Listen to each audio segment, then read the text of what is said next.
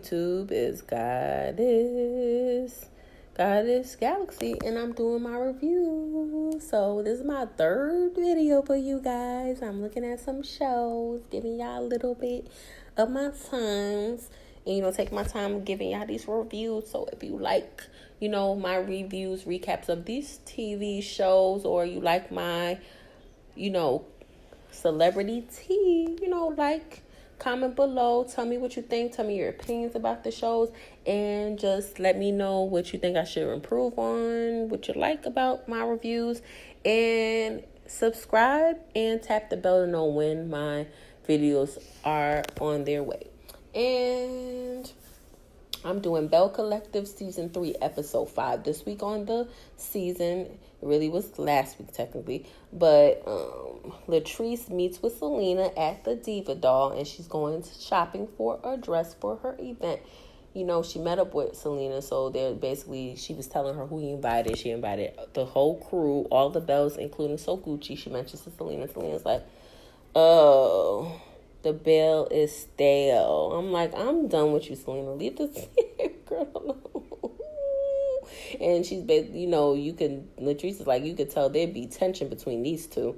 Latrice was basically saying, JJ's still in love with Selena. He took 30 years to get the divorce. And I'm just like, baby girl, he done moved on. If he's still in love with her, how come he didn't just stay married to her? That don't make no sense. If he's still in love with her, why he didn't just stay married to her?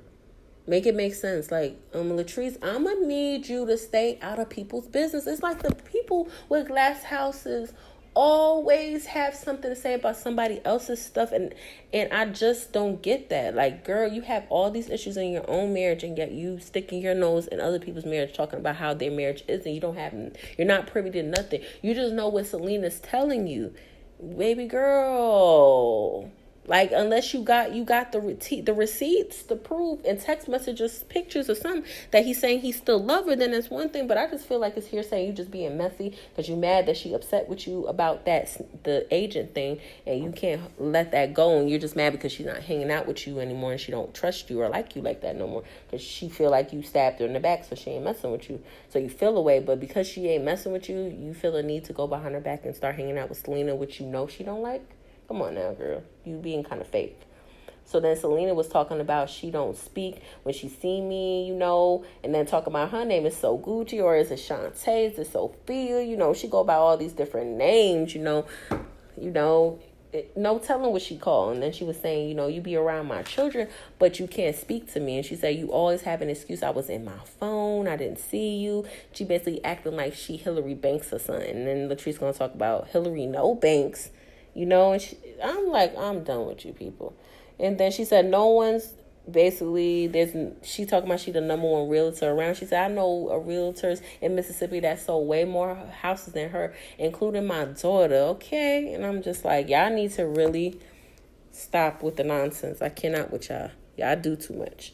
So the next scene, Glenn basically is there visiting his grandma. He came with Leticia, I think it's Leticia.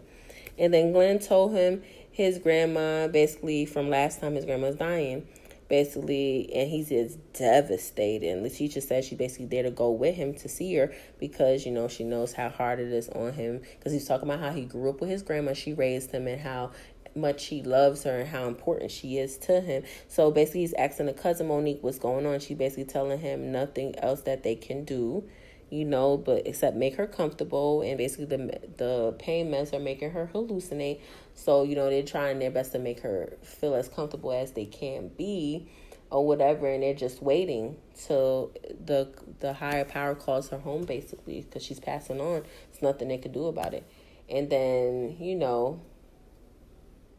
basically said, can I go back there and speak with her? So he goes back there and speaks with her or whatever. And then he said, she was like, I love you. He was like, Grandma, how are you? Are you okay? She said, I'm feeling all right. And then she said, I love you, Glenn. And, she was basically having a hard time breathing. And it's hard to see that, Leticia was saying. And it's basically they come out after they visit with her, because she did it was just like so sad to see her looking like that. Like, man, that's sad. Watching someone in hospice and watching them like basically pass on in front of your eyes, and there's nothing you can do about it. That's definitely hard on anybody. So basically, Monique was continuing to say that it is like basically it hurts her to take a bath, and it's like, you don't know how it made me feel. The cousin was basically saying to Glenn and Leticia, how hard it is for her, like seeing her go through that pain, and when she giving her a bath, how much it hurts and how much she don't want to go take a bath because of it. And she's 93 years old and she's lived a great life, and I know it's hard for people to accept people passing on, but for me, it's like the cousin's the one that's taking care of her. It's not like you're coming around to see your Nana, Mr. Glenn. So she raised you, you barely coming to visit her. I guess he keeps in touch with her because she contacted him to let him know, but she probably contacted everybody in the family. You're not really visiting her because you should have known that she was going through this. It's like this is news to him or something. So for me, I just feel like it's kind of wrong that he has her on camera. He didn't even have her permission, and he's watching her and have the camera on her, and she's going through this, and you could see like the discomfort and how, like it's just like she's not feeling good, and it's just sad. He looks kind of like his Nana too, so it's just like, really, Glenn? Like, I just feel like it's messed up to use people what your Nana's going through for camera time. Like, I'm gonna need you to stop going in to see her and putting it on camera, and let that woman die with dignity, and let her die with dignity and respect. You shouldn't be showing that woman on camera looking like that. I'm sorry. Like, let that woman have that respect to have that time to spend in her room and on her own. Like, you should not be doing that, because that's not cool. You didn't even get permission from her, and they say she hallucinated, but she knew exactly who you was, talking about, I love you, Glenn. And it's like, even when she was talking with him, he wasn't even saying nothing back. You just said, I love you too, Nana, I love you too. Grandma's just like, you love it so much, why you weren't interacting with her? Like, yeah, I don't like him. He's scum. Ugh. And I feel like he was just using that as another way to reel Leticia back in. It's annoying.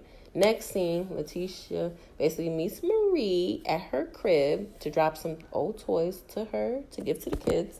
Leticia said sorry to Marie about what Glenn was doing the last time. And then, Marie starts to talk about her experience with her ex and being cheated on, and how her ex basically started accusing her of cheating because she was working at night. He was like, why are you coming in so late? What you really doing? Because of his own insecurities. And she went through the same thing with Cedric, what she's going through with Leticia's going through with Glenn, so she understands. That's why she feels so strongly about it, and she's being there for her because she understands how it feels to go through things like that, how painful and hurtful that is. And I've been raised in a family like that with abuse, and the husband, my dad doing that to my mom, cheating and all this other stuff. So I understand where she come from. It's traumatic being a child seeing it. Then it's like even harder for the person to be the one to be married to the person and going through it. So it's very devastating. It's very hard. So it was like really good to see this side of Marie, to see like, man, that's why she's the way she is, because of what she's been through. Like, people don't realize when women are the way they are, they're the way they are because of something they've been through. They're not trying to be that way. They're trying to protect their heart and protect themselves from future pain and future situations like that. And if they can save themselves, they're gonna save themselves by protecting themselves as much as they can. And that's what she's trying to do. That's why she's having Leticia's back, because she knows how it feels.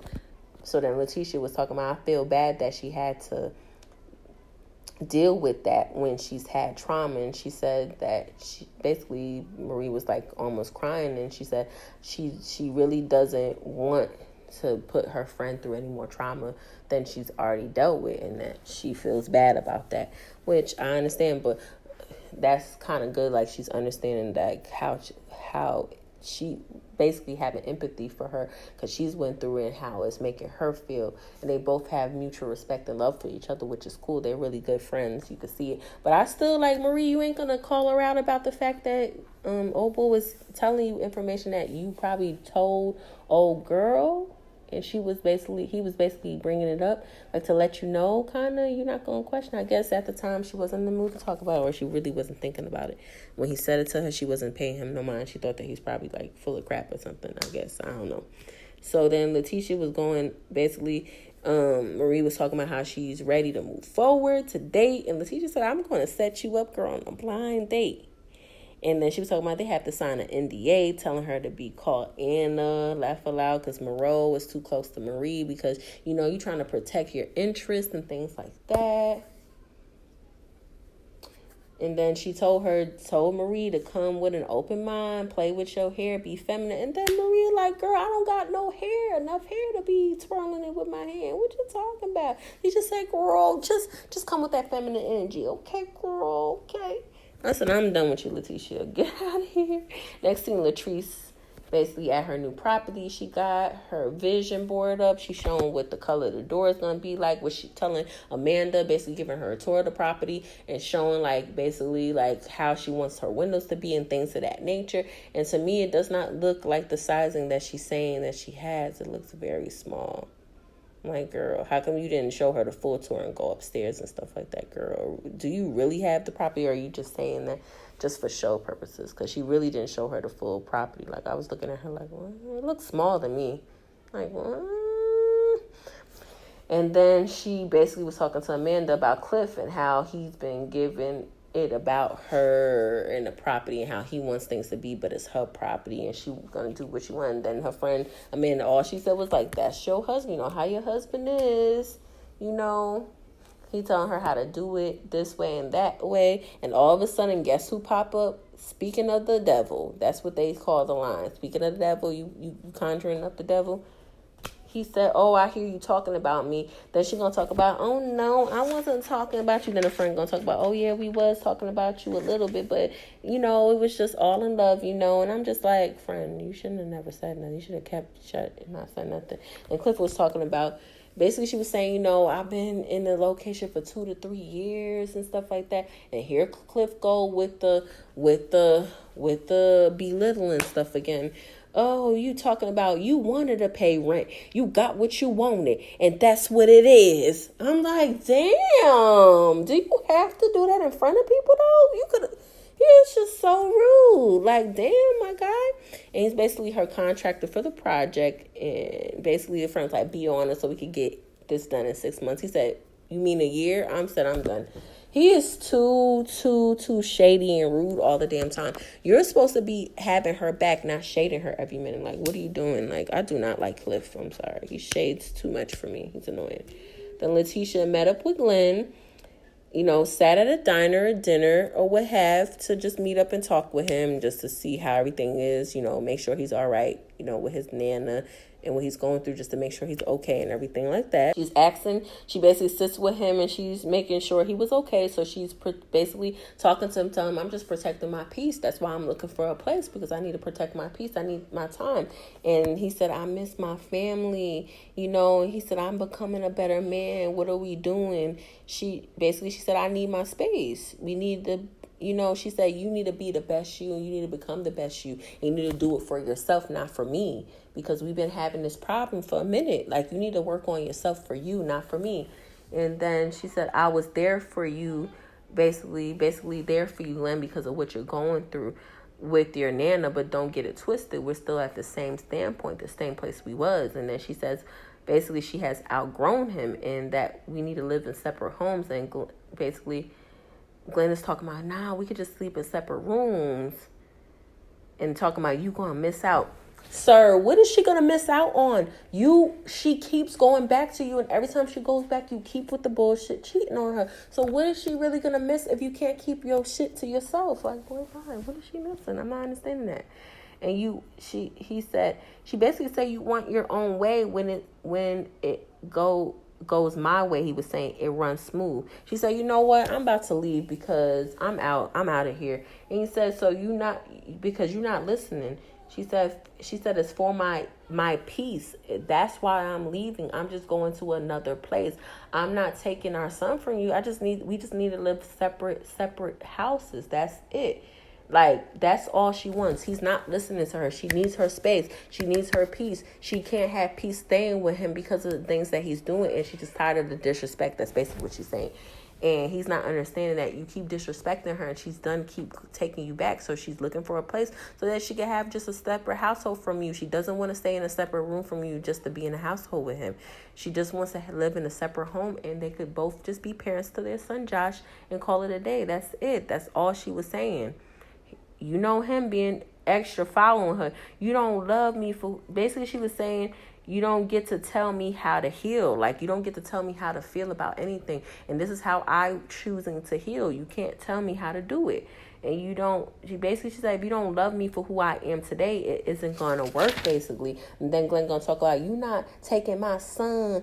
And then I'm just like, she never said she was taking him. She just said that she needed a separate household to have her peace and be happy, because she's not happy with you anymore. She is grown as a person. She has changed as a woman. She ain't the same girl that you met in the teenage years. She ain't that woman no more. She has grown and surpassed, and she's on to another plateau. She can't be that woman no more. What can't you understand about that? Is your fucking reading level and brain capacity so fucking slow and low that you can't understand a simple concept as I need space?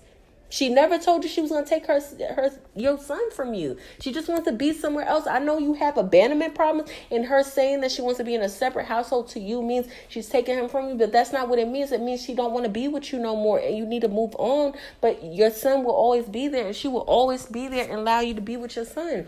She never said she was taking. He the one who said that. Like, what are you talking about? She basically said, I go where I want to go. Basics. And he got all mad, but oh well, like, get over it, bro.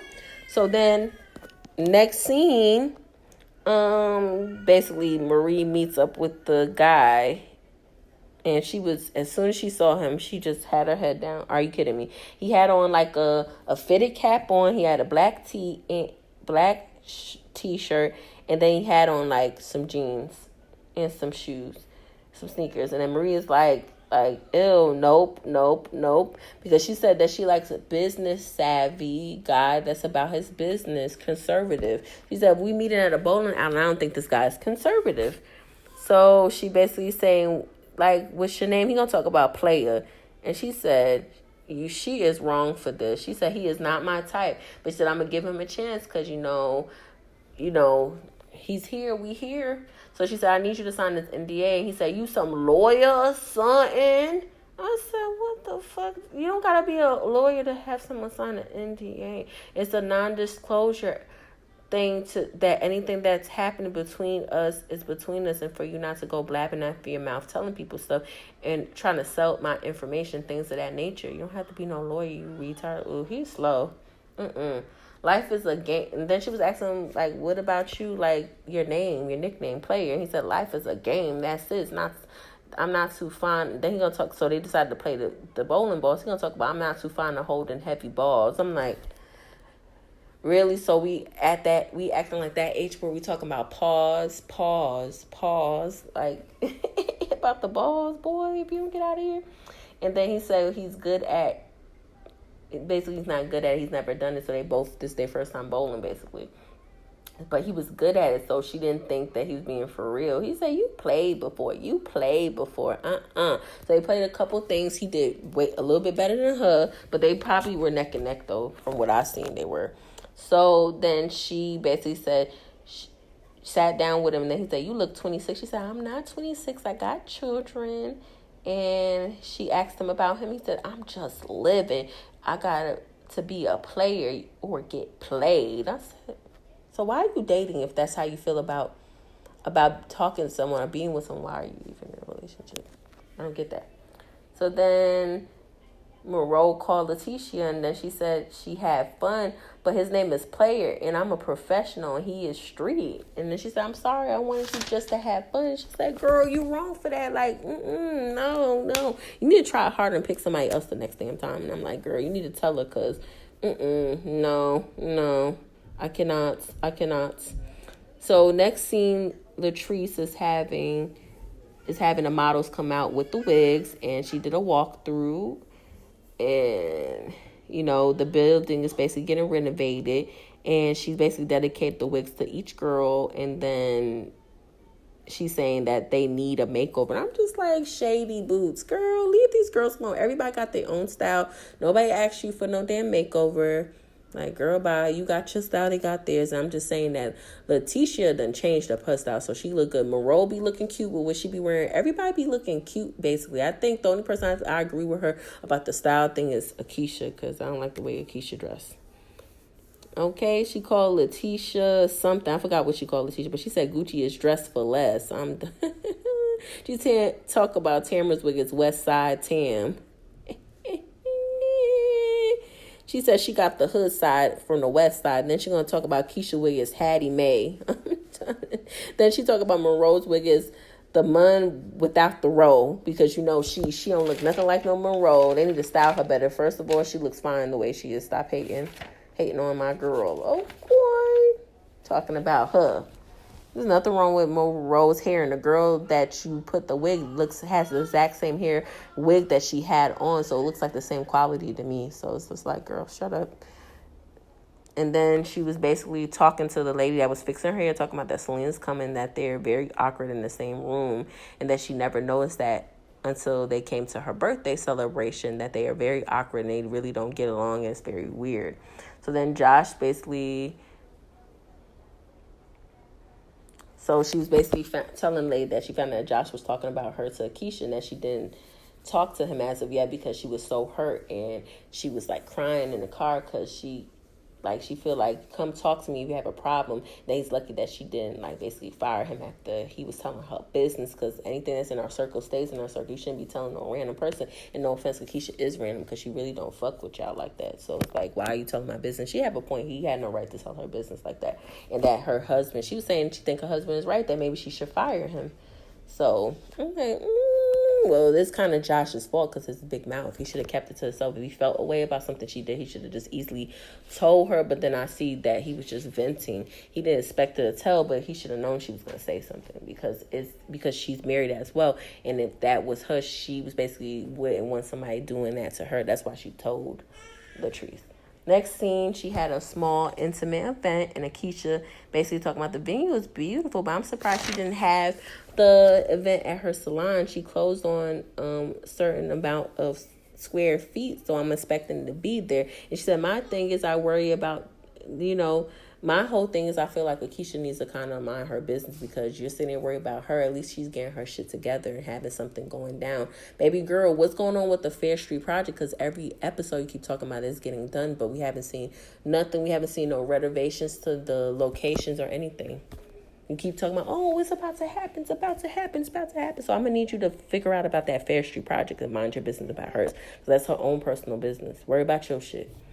Then, Selena popped up, Lakeisha popped up,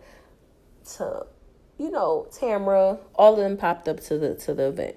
She had it all nice. She had the cute little snacks. It was looking all sophisticated, looked real cute. So Akeisha, she thinks basically it's weird that the relationship between Latina and Latrice, because they're so close, and the fact that, Selena had that relationship with Cliff before, she doesn't understand. She said they're so close that she feels like there may be something going on between Latrice and Selena. I'm just like, see, you're being fucking messy, Miss Akeisha. I'm gonna need you to kind of close your mouth. Like, there's nothing going on between them. They're not sleeping together. They're just friends, and they're just cool. Like, whatever happened between Selena and Cliff was the past. Like, there's nothing she could do about that, and it was way before her. Like, what are you talking about? So you need to kind of like be quiet. Like, you're being kind of messy. Let somebody talk about your husband and talk about you like a dog. We wouldn't hear the end of it, but you think it's okay to say that. Oh, I can't wait to reunion so Latrice could get in your ass, because you kind of disrespectful. Like, you going too far with it. Then Chandler showed up in all black. Then Leticia came in with the sparkling all black cute little outfit. I said, okay. Then So Gucci came in looking all good in the green. Her and Akeisha looked like they coordinated their outfits. They both was wearing green. And then she said hey to her, and then Latrice felt like basically that So Gucci or Sophia or whatever her name was, Shantae, was being shade towards her. And then So Gucci was saying Selena Gucci was saying Selena and her relationship is cordial, but it's not like, they basically are close like that. And she don't speak to me. Basically, Selena was talking about how she don't speak to me. And she asked basically her daughter if she spoke to her. And she was like, yeah. And she was like, basically came over towards where Selena is when she said that. And she spoke to Tamara saying, oh, hey, girl. But then she wasn't speaking to Selena. So Selena was like, Shantae, Selena, whatever. She's like, hey, you didn't speak to me. don't you see somebody else standing here besides Tamara?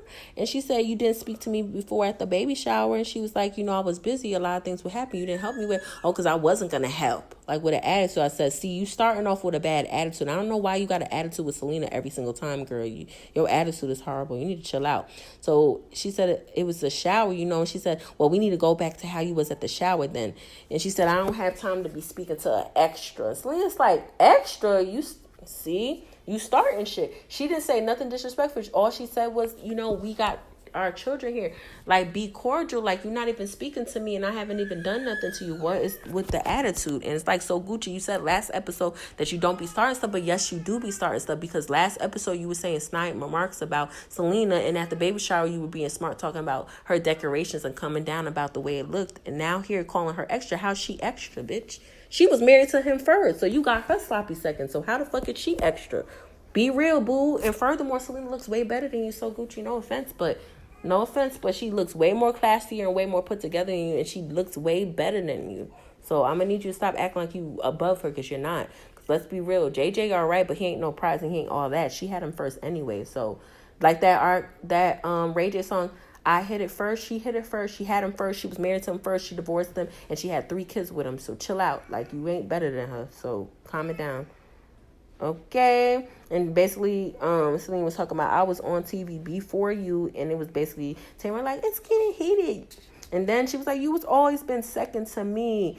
Extra, bitch. I'll show you extra. And I'm like, okay, you about to get your head busted in, and she deserves it, because, so Gucci, you really shading the hell out of this girl. And next scene, the daughter says that you are constantly being shady and disrespecting her mother, and you proved it on this episode. There was not necessary for you to call her extra. All you had to do is say, hey, Tamara, hey, Selena, how are you? Okay. She'll say, oh, I'm good. Okay, how are you? And then you could have walked away and kept it pushing. You created the problem by being smart with your mouth. And everything that she said about you is the truth, because you're not all that. And with that fucking, your upper lip, you got a whole bunch of hair on it, baby girl. You need to wax it or shave that shit a little bit better, because you looking a little manly, Miss So Gucci Shantae. So I don't like your attitude. You were coming at Selena for no reason, and she had a right to say that, because y'all have y'all children around each other. You can be cordial.